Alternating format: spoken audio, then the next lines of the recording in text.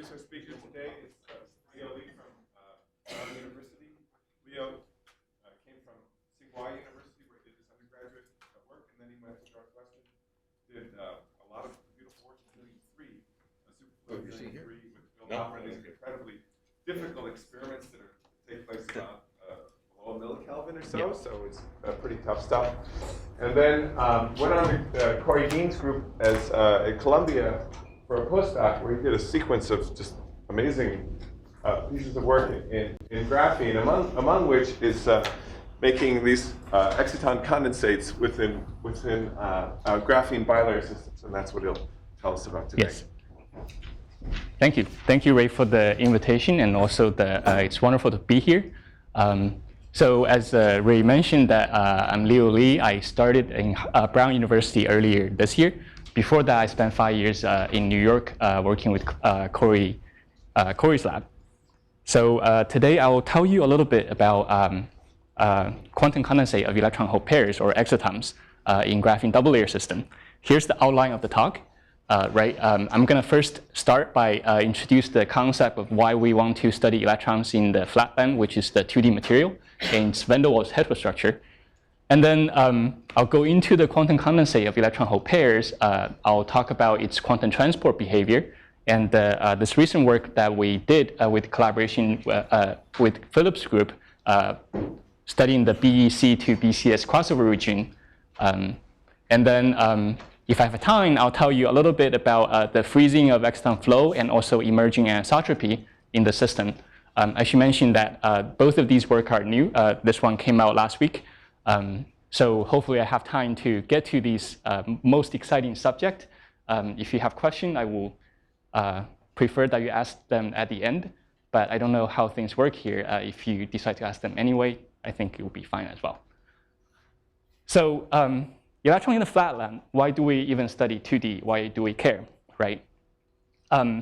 The ability to control electron motion in solid is very closely related to modern technology and also the frontier of scientific research, right? As we start to look into how we can control electron flow in solid better and more efficient, we realize that dimensionality plays a very important control electron motion in three-dimensional object, as opposed to the 2D flatland, where an object that has no thickness. To understand this, right, let me show you this cartoonish or real-life metaphor that hopefully will make you understand this a little better. You can think of control the flow of traffic. A classical two-dimensional system is the real-life traffic, right? The road, cars moving flatland. It doesn't jump or fly. And it becomes very easy for you to control the motion. You just put two lanes. You tell them to move in one direction in one lane and the other direction in other lanes. And you can put up traffic signs, tell the right lane to turn right, and they will turn right. You can even put up traffic light to say stop, and then everything stops. It's very efficient. Whereas in a three-dimensional world, right, it becomes a lot more difficult. You can think of a futuristic movie where cars fly. They really make this a lot simpler than it actually is. They even give the cars left turn light and right turn light. Right? That's totally useless because in a three-dimensional space, a term is in a 360 degrees of solid angle. So you have to think about turning left by 30 degrees and turning up by 50 degrees. Think about the light you have to put up before making that turn, and that's going to take you a while. And then the driver behind you is going to take a while to understand what you're trying to do. So good luck avoiding the accident there, right? So while it's easier to control electron motion in the two-dimensional world, there are generally two different approaches. Engineers, in making better and faster computer and more efficient calculation, they want electron to move really fast, which is kind of like driving the car really fast. This allows us to get to the point where technology is like this big, but super powerful. And I think this is why generally engineers are perceived as more cool, right? If you drive the car like this, you're pretty cool. And over the past 120 years, the ability to move electron fast in these devices has led us to the famous Moore's law, right? Over the last 120 years, the y-axis is a factor of almost 20, order of magnitude of almost 20 in improvement of calculation speed.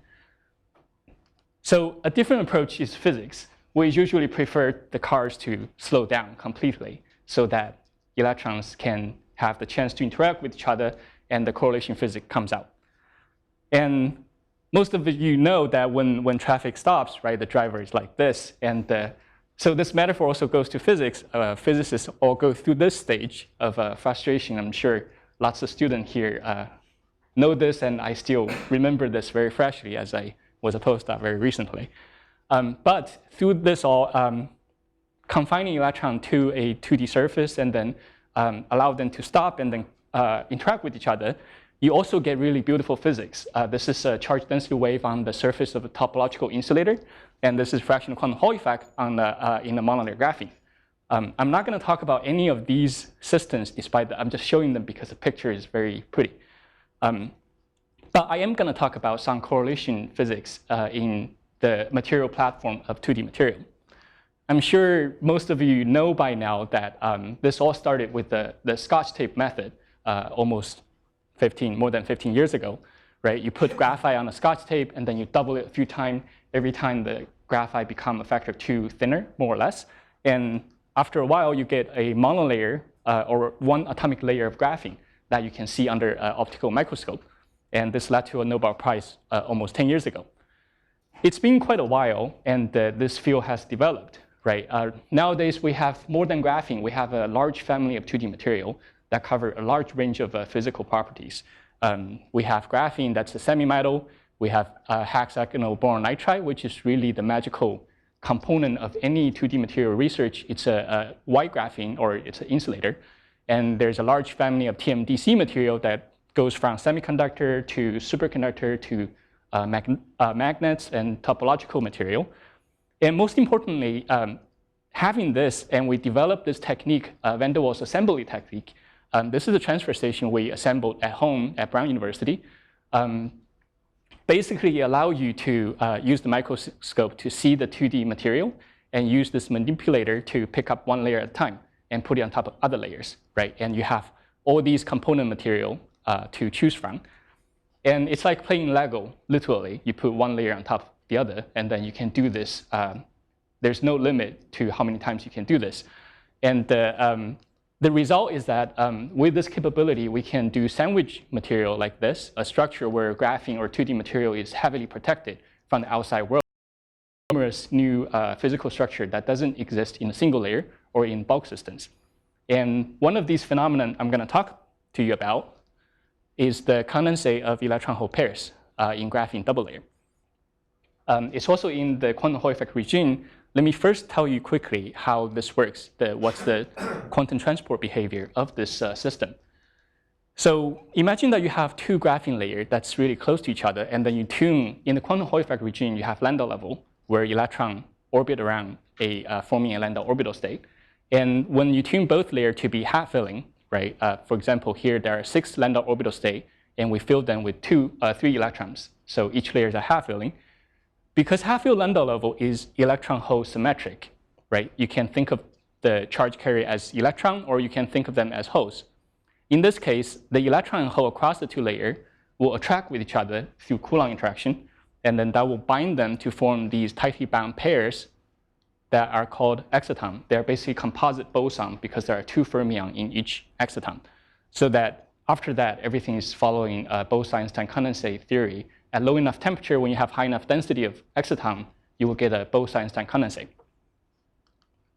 So the structure we assemble actually look like this.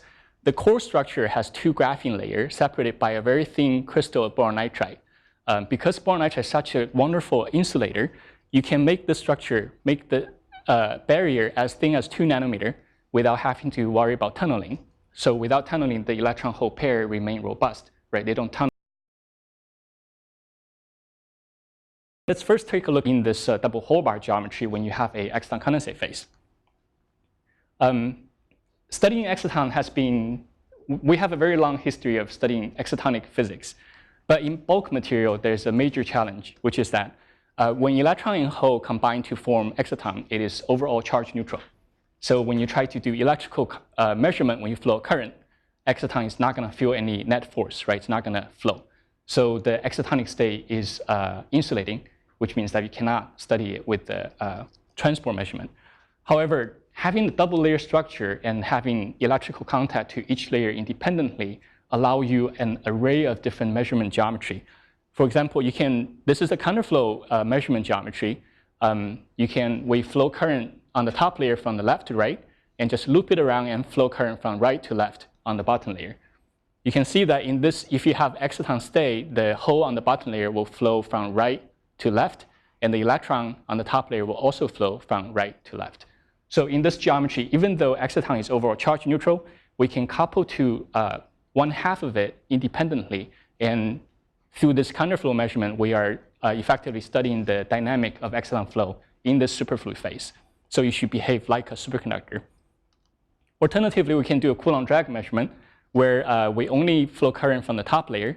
If the exciton is pairing, that means the whole charge carrier will start flowing in the bottom layer. It will create a very big electrical response that we can measure, and that's going to tell us, this Coulomb drag signal is going to directly tell us how much coupling there is between the two layers.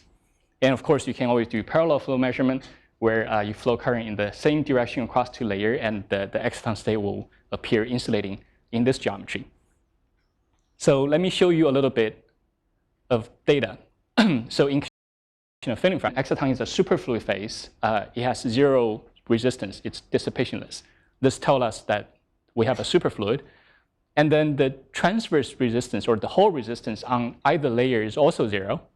This is because exciton is overall charge neutral, so it does not feel any Lorentz force, which is why there's no Hall resistance. Right? So what it tells us is that first, there's a superfluid of overall charge neutral particle. So this is the exciton superfluid. And the transport behavior of exciton in Coulomb drag geometry is slightly more difficult to understand, but it's important for the purpose of this talk. So allow me to go through this step by step. We are flowing current from the left to right in the top layer, and we are measuring what happens across the two layers. And for schematic purpose, let me show you exciton current in red arrow and edge current in black arrow, right? If there's exciton current flowing across the two layers, they have to go in opposite direction because of the inner structure of exciton itself. It's negative charge on top, positive charge at the bottom, right? And then the bottom layer, if there's exciton current, it has to be overall charge current neutral because there's no current source, which means that if there's exciton current in one direction, it has to be compensated by edge current in the opposite direction, right? And if you have edge current on the bottom layer, it's going to create a transverse Hall voltage or a transverse electric field. In order for exciton to remain in equilibrium, it has to experience zero net force. When you have transverse electric field on the bottom layer, the exciton itself is experiencing a force going in the transverse direction. So to compensate for that, we need to have the same edge current on the top layer, right? So overall, that's how it works. Exciton current flow in opposite directions across two layers, and edge current flow in the same direction. Now you can see the consequence of this. The two layers will have the same Hall resistance because they have the same edge current. Even though the bottom layer has no active current source, because of the exciton coupling, we are anticipating a large Hall resistance on the bottom layer that's the same as the top layer. So here's what the data look like. Let's ignore the top panel first. On the bottom panel, I'm plotting Hall resistance across two layers as function of a filling fraction. Exciton is supposed to occur here, right? You can see that the blue trace, which is the Hall resistance on the drag layer, it quantized to 1. It's a very strong signal, and it has the same quantization as the drive layer, the green trace, which is Hall resistance on the top layer. And so this tells us there's very strong exciton coupling, and the longitudinal resistance is also 0. That means that both the exciton current and the edge current have 0 dissipation. So it's consistent with the superfluid. The reason that this measurement is important is that you can imagine a case where the two layer has no coupling at all. When there's no exciton coupling, then the drag layer should have 0 Hall resistance, right? The signal should go to 0. So basically, by looking at how strong the signal is, it tells you how much exciton pairing or how strong the exciton pairing is, or whether or not there's exciton pairing at all. So this turned out to be a very important measurement for what I'm going to talk about next. So before going forward, let me tell you quickly about this Corbino geometry, because the exciton condensate in the quantum Hall effect region turned out to be topological as well because of the existence of an edge mode. And when you measure this in the Corbino geometry, the response is completely different. Here's why it's different. When you drive the current from the outer edge to inner edge on the two layer at the same time, because now there's no edge mode, right? And excitons do not carry a net current in the same direction, the exciton state should be insulating. It's the same compared to when you drive the current only in one layer. It's the same situation because there's no edge channel to compensate for the exciton current. So if we plot the conductance of this measurement as a function of filling fraction, you can see that when exciton is expected to appear at filling fraction equals 1, the current drops to 0, or the exciton state is completely insulating. If we do an IV curve measurement here, you can see how robust this insulator is. We can go up to about, this is voltage versus current, up to about 17, 18 millivolt. There's 0 current. And above that, the electric field is big enough to rip the electron-hole pair apart. That's when, so this is the pair breaking limit. Below that, there's 0 current. This tells you that exciton is overall charge neutral, but it doesn't really couple to the dynamic of exciton flow. To do that, we need to do a slightly different measurement. Let's flow current from the outer to inner edge on the top layer, whereas we measure the current from the inner edge of the bottom layer as well as the outer edge of the bottom layer. You can see that when current flows here, for a regular metal, it's just going to be shorted to ground, right? And there should be no current on the outside. So if we measure total current as compared to the drag current, we expect 0 for an uncorrelated two-layer system. But because there is exciton coupling, the only way electron can flow from the outer to inner edge on the top layer is that hole flows from the inner to outer edge on the bottom layer. So if we plot this ratio, drag versus total current, at nu equals 1, you see it reaches ratio of 1, which means that the Coulomb drag efficiency is 100%. There's no free charge. Everything pairs up to form excitons, right? So it's rather different between the whole bar geometry and Corbino geometry, but both of these are consistent with the fact that the inside of the sample is characterized by an excitonic condensate phase. So with this, we can move on to look at some physics. First, let's talk about the BEC to BCS regime in condensed matter physics. There are two paradigm systems of quantum condensate. And for a really long time, they are the entirety of condensed matter research. Recently has diversified a little bit, but still, people usually think of these two as distinct paradigms of condensed matter physics. They're characterized by coupling strength. In the weak coupling limit, that's the superconductor, right? The condensate is described by the BCS theory.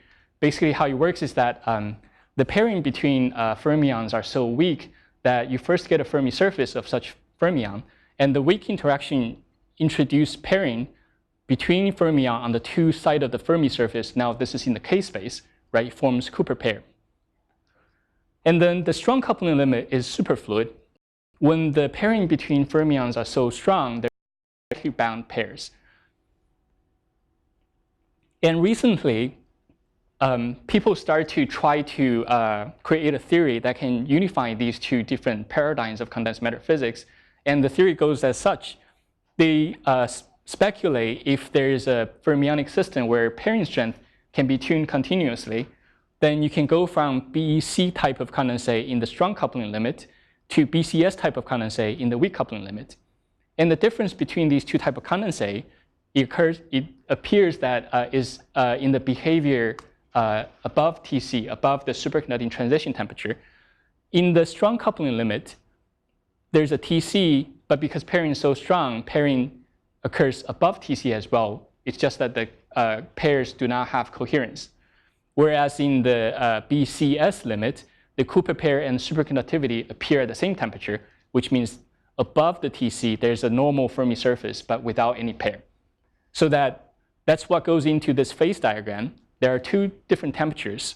The blue curve shows the TC, the superconducting transition temperature, and the red curve shows the pairing temperature.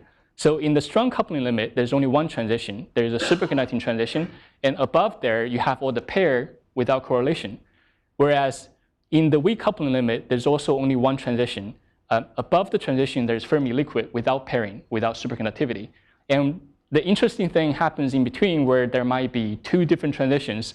As you go up in temperature from the superconducting phase, superconductivity disappears here, whereas you still have pairing up to a different temperature.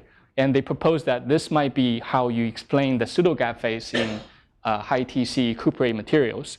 It's a very bold prediction, and there's no experimental evidence of this whatsoever. There's very little experimental evidence of this phase diagram whatsoever because of two different challenges, right? It's very difficult to find a solid-state system where you can tune the pairing strength over such a large range that you can access both the strong coupling and weak coupling limit. And also, if you want the fermionic pair to survive in the strong coupling limit where they are tightly bound in real space, they cannot be charged because Coulomb repulsion would just be too big. So it has to be either charge neutral or have one part being electron, one part being hole. I guess you see where I'm going with this. I'm proposing that exciton condensate in a double layer give you exactly this system, a solid state system where you can control the pairing strength by simply changing the interlayer separation or the effective interlayer separation, where interaction within the layer is characterized by this magnetic length, and interaction across the two layers characterized by the layer separation. So you can either change this by moving the two layers further apart or closer together, or you can just change the magnetic field that tunes the interlayer, the magnetic length. So let me remind you that we're trying to study this by the behavior of a pairing above the TC, the superconducting transition. And the way that we detect pairing is by doing Coulomb drag measurement. We look at the drag layer hole resistance. When it's 1, it means all the electron hole pair are paired. When it's 0, that means there's 0 pairing. So we first start in the strong coupling limit where D over LB is tiny, it's 0.3. And we do two different types of measurement. In counterflow measurement, the superfluid show up as 0 longitudinal resistance, right? You can see that here, it's about 3 Kelvin. And at the same time, Coulomb drag measurement shows a quantized level of 1, which means that all the electron holes are paired. And what's remarkable is that at much higher temperature, about 20 Kelvin, that's about 10 times higher than TC, you still see a very strong Coulomb drag hole resistance on the drag layer, which means that most of the electron hole pairs still exist at temperature that's 10 times TC. And we can compare this with what happened in the weak coupling regime, right? D over LB equals 0.8, where now you see there's 0 longitudinal resistance in counterflow measurement that shows that there's the superfluid phase with a TC about also 2 Kelvin. But now there's a very sharp transition. Above this transition, hole drag resistance dropped to almost 0 significantly, meaning that electron hole pair, most of the electron hole pair disappear right at TC. In fact, that this tail could have been just the momentum drag, a classical effect in two layers that are so closely separated. And then this allows us to map a phase diagram, right? Let's just focus on the right figure here. I'm plotting drag resistance from 0 to 1, 0 being blue and 1 being red. That shows you there's a dome on the bottom left corner that has almost perfect, within this dome, this is the superfluid phase, the hole drag resistance quantized to 1.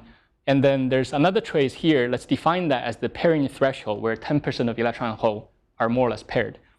And then we can compare this with the, this proposed phase diagram, right? Then you see a lot of resemblance here. There is a superfluid transition temperature. And then in the strong coupling limit, there's only one transition temperature. Above this transition, exciton pair is always there. And then, in fact, this part of the phase diagram is a bosonic gas of excitons. And then in the weak coupling limit, these two start to approach each other. It's not quite at the same value yet because of a sample limitation, possibly. Sorry, how is the red line constructed? The red, this line? Yeah. This is when the hole resistance dropped to 10% of 1. So 10% is something that you Right, we arbitrarily define this. I think you briefly mentioned, but the drag hole components, drag hole carries components of this moment drag. Right, that's right, yeah. So without kind of proper subtractions, I'm not sure whether these numbers can be interpreted as a residual formations. Right, the argument against that is that you can choose any other number, and then this phase diagram remain more or less the same. Right, you have, in the strong coupling limit, the TC and the pairing threshold is further apart, whereas the two values approach each other in the weak coupling limit. And so we actually reproduce this in quite a few different samples, meaning that this, one thing that's certain is that in the weak coupling limit, a large amount of pairing disappeared right at TC, whereas in the strong coupling limit, most of pairing persist at temperature much higher than TC. I wonder whether it's possible, but whether you can subtract it off the classical frictional contributions. Right. Kind of look at the residual. So I did do something here that's hard to. So this is a sample where the two layers are very close together. So we had to push to 30 Tesla to get to this region. That's also when this tail is much larger. You can see that the 10% is about really high in temperature. And this device, the two layers are much further apart. So the 10% actually is very close to TC. So I think this is a verification to what you just mentioned, that when we move the two layers further apart, this tail starts to decrease or disappear even. So this is a general picture of what drew our attention to this phenomenon of possible crossover between what happens in the strong coupling limit and the weak coupling limit. The question now you can ask is that, this is a double layer system, it's in the quantum Hall effect regime, and then it's exciton pairing. What is the nature of this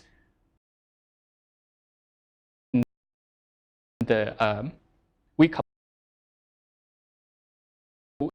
It's been many theoretical predictions of such a pairing phase. And most of them, the first one I'm showing here, it's more than 20 years ago. All of them have one ingredient.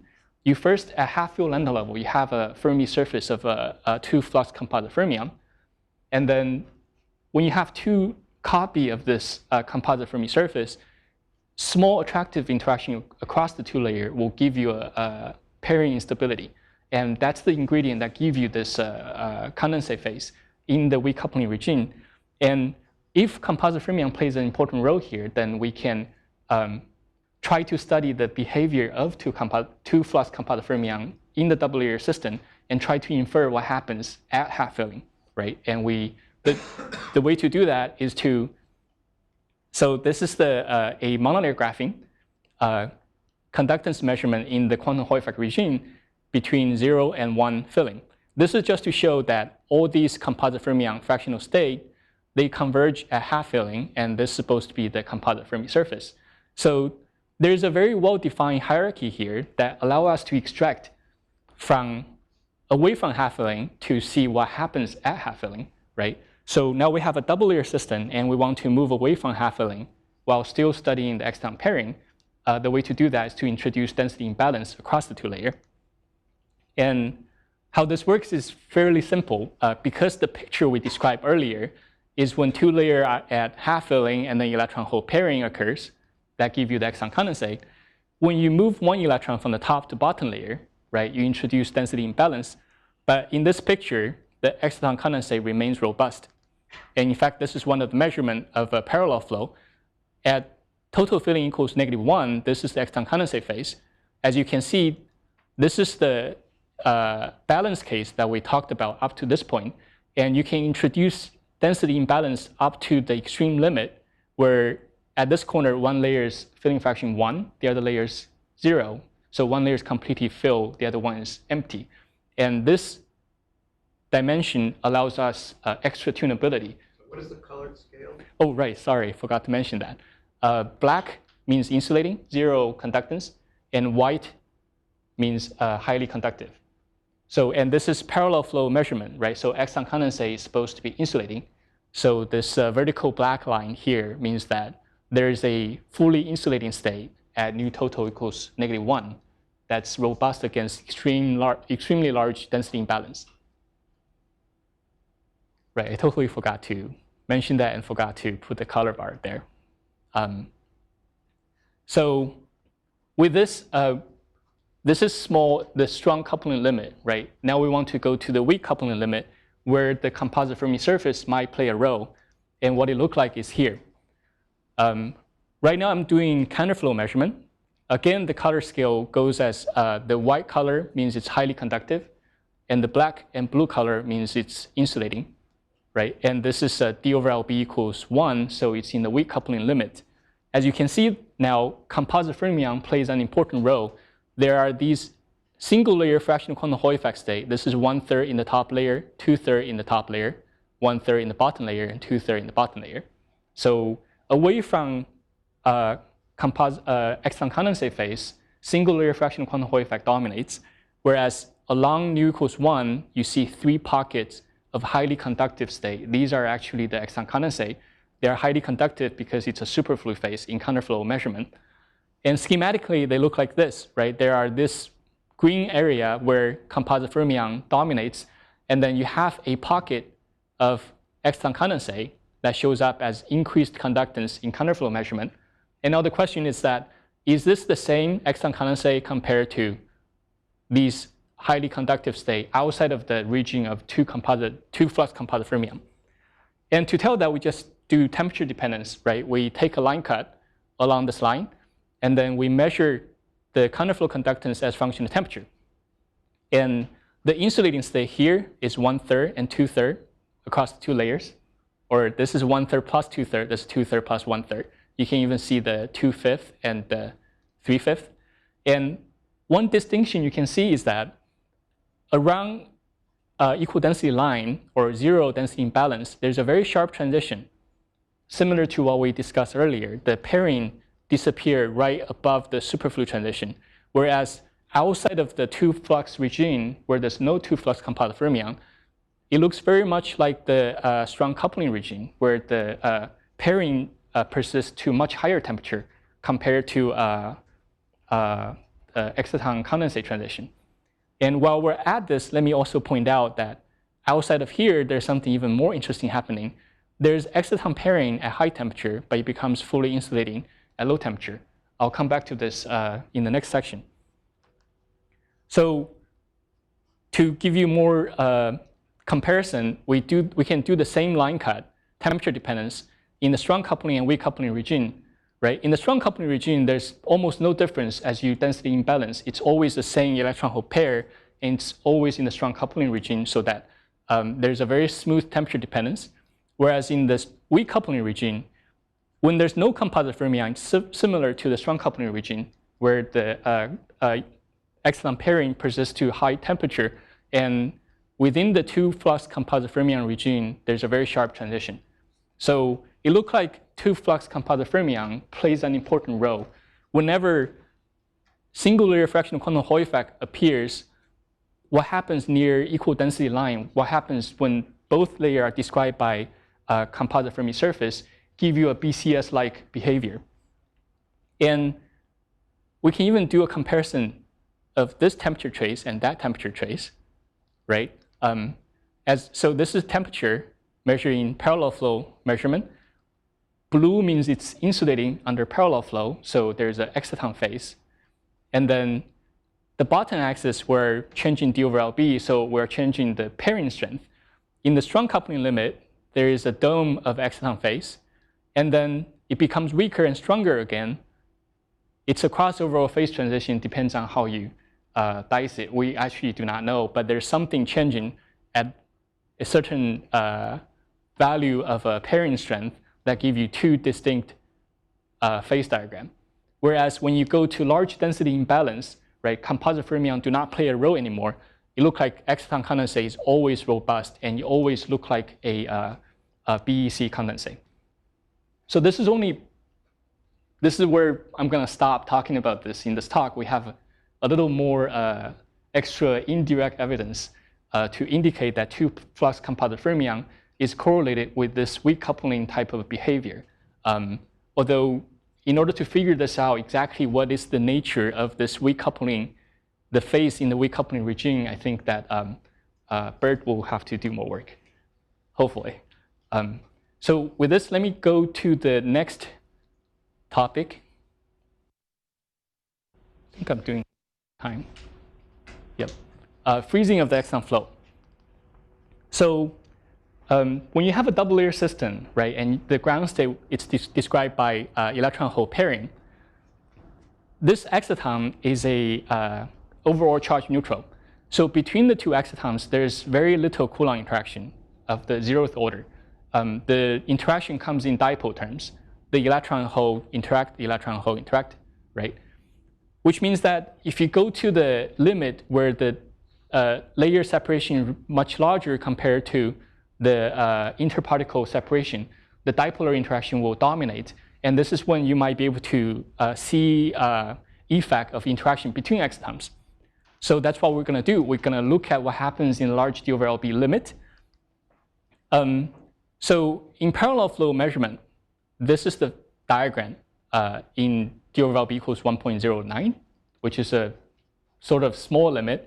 You see these single layer fractional quantum Hall effect state and competes with the exciton condensate along nu total equals 1. If we zoom in here, in this region, which is outside of the 1/3 and 2/3 of each layer, which means that there's no 2-flux composite fermion. If there is composite fermion, it's dominated by the 4-flux composite fermion. In this region, when we go to a very large d over LB limit, 1.6, which means that 2 layers are really further apart, you see this insulating feature at nu total equals 1, meaning that exciton pairing probably is still very robust, even though the 2 layers are very far away separated. However, when you look at 3/4, 1/4, it's so I can't read the scale. That's round. So this is 2/3 in one layer. This is 1/3 in the other layer. So if you're below that, Right. it's like around 3/4 and 1/4. Yep. Like this is 1/4 and 3/4. Right. And this is parallel flow measurement, right? It shows you that this entire phase is insulating in parallel flow measurement. It doesn't tell you much more than that. It could be, a lot of things can be insulating. But if you measure counterflow measurement, right? Here we're measuring the drag ratio, the drag current divided by drive current. And you see that this is about 1/4, 3/4 filling, and this is about 1/4, 3/4 filling. Above that, it has perfect Coulomb drag, and below that, it's insulating. So that potentially means that we might be seeing some effect of an exciton interaction that give you a state that's insulating. But still, there are several possibilities. How do you know that it's not just the integer quantum Hall effect? If we take a line cut along this axis, right, at base temperature, that's the black trace, you see that this is the insulating state we're talking about. And if you raise the temperature just by a little bit to 1.5 Kelvin, then this insulating state goes away completely, the higher temperature trace, integer state. And if we look at the full temperature dependence of this, it becomes even more obvious. So first, let's look at this part that has 100% Coulomb drag. So this is an exciton superfluid. The temperature dependence looks like this. We're plotting two different current. When we flow current in from the outside to inside in the top layer, we're measuring current draining from the inner pin of the bottom layer as compared to the outer pin of the bottom layer. So at high temperature, everything saturates, but as we go to low temperature, the inside current goes to 0, and the outside current goes to a large value, which means that below this dashed line, you have perfect Coulomb drag, and this is the exciton condensate phase, right? Now, if you look at here, that's insulating at low temperature, you can see that even though it's insulating at low temperature, there is an intermediate temperature where Coulomb drag is 100%. So whatever happens here, it involves exciton pairing because there is an intermediate temperature range where it looks like even like an exciton superfluid, although we cannot tell for sure, right? It's either an exciton superfluid or an exciton state. And The black curve is what? right, the black, so the black curve is the current from the parallel flow current, and the red curve is the counterflow current. You say it's perfect drag. Because that current doesn't flow in the inner circle. It only flows out from the counterflow channel. There's 0 parallel flow, but maximum counterflow. Would it better actually take the ratio than showing the Because I think that adding 2 columns up, then you have the total current. Right, that's right. Some conductance looks a little bit misleading in that regard. Yes, except that when both current goes to 0, the ratio doesn't mean anything. So this data came out last week, and we are in the process of figuring out what's the best way to plot it. I see the points of that. Right, so I guess now I'm getting expert input here. Okay. So up to about 2.5 degrees, you're saying, is still. Up to about 2.5 degrees. From here, we have perfect Coulomb drag, and below about 0.3, 0.4 Kelvin, everything becomes completely insulating. Everything freezes out. But you're reading off the perfect Coulomb drag by looking at the black curve, not the red curve, Right. Right. In this entire regime, even though the red curve is dropping, it's always 100% Coulomb drag. But it's becoming harder and harder to push the exciton current flow. It's hard to read it from that. It's confusing from the curve, but I Right. understand now. Okay. We're still trying to figure out what's the best way to plot this, right? And so up to this point, I showed you some very preliminary data. I think it raises more questions than it answers. Like, this is probably the best place for me to ask these questions, even though during seminars, you guys are supposed to ask the questions. So is it coincidental that the exciton superfluid and this insulating phase happens around 1/4 filling, right? That's the composite Fermi surface of 4-flux composite fermion. If it is not coincidental, then is the solid phase related to the, I just said that. And then the asymmetry of this superfluid to insulating phase, could that be explained by the asymmetry in the effective mass in composite fermion? Right? These are the questions that, that can be verified experimentally, but it would be great to have a theoretical input on this. So I have a little bit of time left. Let me talk about one last thing that, that happens in this exciton system. We're going to change gear a little bit. We're going to go to the system where both graphene layers are replaced by bilayer graphene. Right? So we have bilayer graphene on top, separated by a thin layer of boron nitride, and bilayer graphene at the bottom. The reason that this is interesting is because the phase diagram now become a lot more complex. For each bilayer graphene, it's a 2-dimensional phase space. We can use displacement field to tune the orbital wave function from orbital 0 to orbital 1. And it allows us to access this phase boundary where orbital 1 and 0 are degenerate. The reason that this is interesting because there has been quite a few theoretical proposals that in such a system, when you have orbital 1 and orbital 0 degeneracy, you might have access to a strongly anisotropic phase. Because now it's a double layer system, right? You have exciton condensate as a ground state. So if you can tune the exciton condensate to the phase boundary where there's strong anisotropy, then maybe anisotropic exciton flow can emerge. That was crazy. I'm an experimentalist, so seeing that, it seems pretty crazy until the result comes out. So let's first look at the when both layers are in orbital 0 wave function, and the Coulomb drag measurement look like this. I'm plotting the Hall resistance on the drive layer and the Hall resistance on the drag layer. If you remember that in the conventional exciton condensate, when it happens, the 2 layers need to develop a Hall resistance that are the same. So you can see that the red coming up and blue comes, red coming down and blue comes up, and they meet at the same level. This is a regular exciton condensate phase. And then if we go to this phase boundary here, right, something completely different happens. There is still a very strong signal in the drag layer, which means that the 2 layers are still strongly coupled. But now the signal, the Hall resistance signal, start to go in opposite directions. It's like the opposite of exciton condensate. So how do we understand that?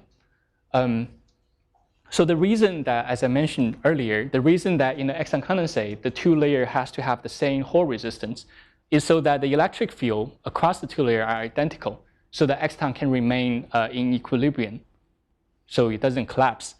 However, if we imagine a scenario where the exciton flow in the transverse direction, right, then you will have positive charge accumulation on one layer and negative charge accumulation on the other layer. And that will give you opposite Hall resistance developing across the 2 layers.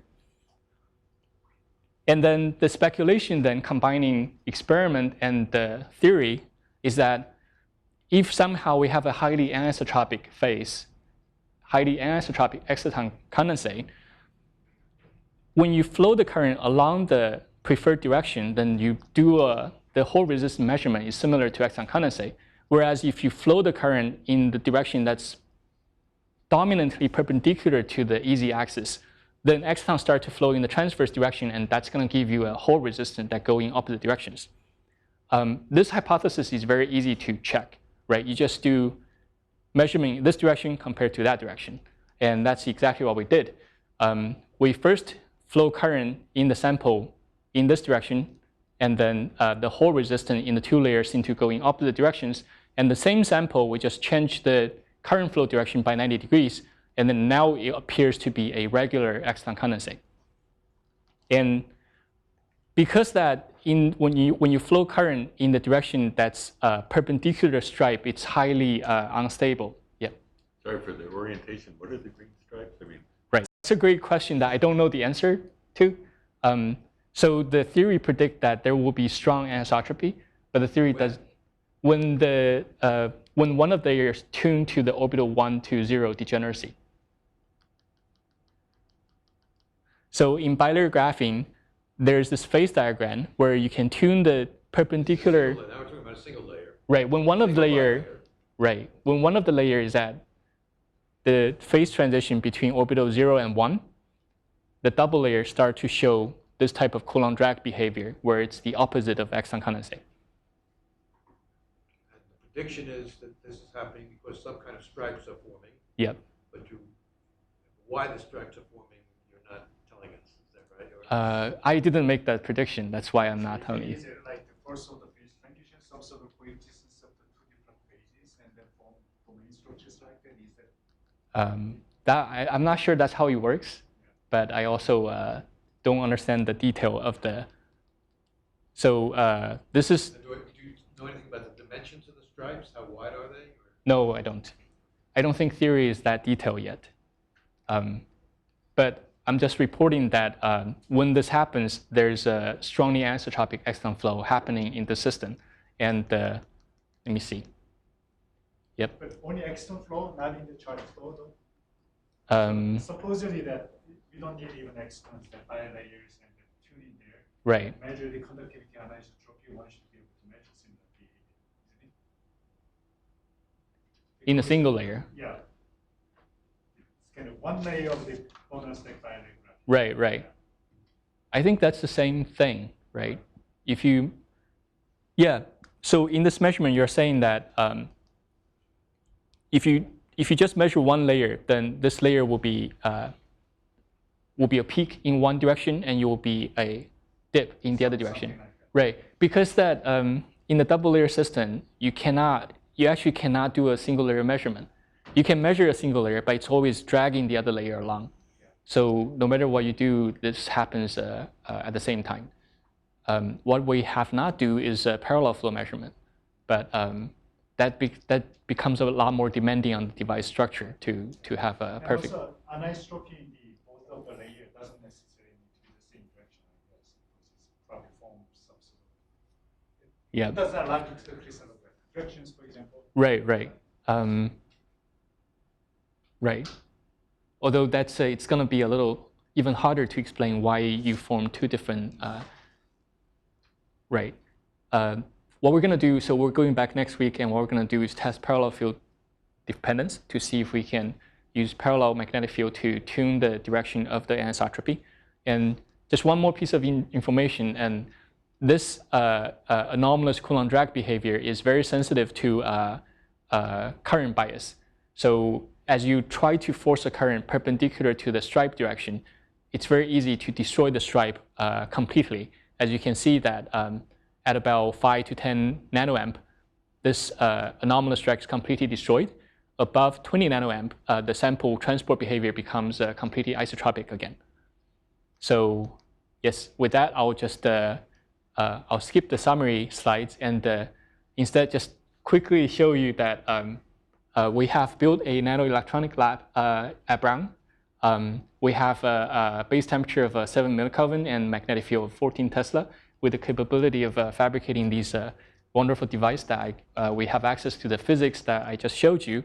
And in fact, students have already visited national labs. This is a postdoc measuring the anomalous Coulomb drag in cell SEM2 of the Mag Lab in Florida.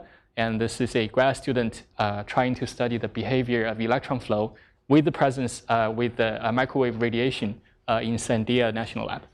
And they deserve all the credit. And most importantly, the BEC-BCS crossover portion of this talk is done in collaboration with Xiaomen Liu and Philip and Bert here. And the Corbino part of the talk is done with collaboration with Columbia University. Yihang Zhen is the grad student that we worked closely when I was there, and this relationship continued to develop. And the anomalous Coulomb drag is done at Brown University with my postdoc, Xiaoxue Liu. And most of the data are taken in the Mag Lab in Florida. Thank you very much for your attention.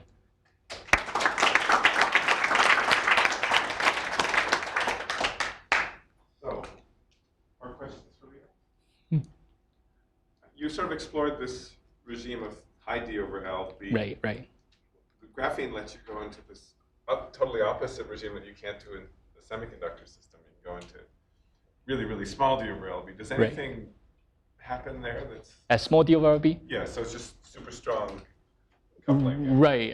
That's the part of the physics I intentionally ignore in this talk, just because I cannot give a 2-hour long talk. Part of that result is in the recent Nature Physics paper. Basically, we see this whole landscape of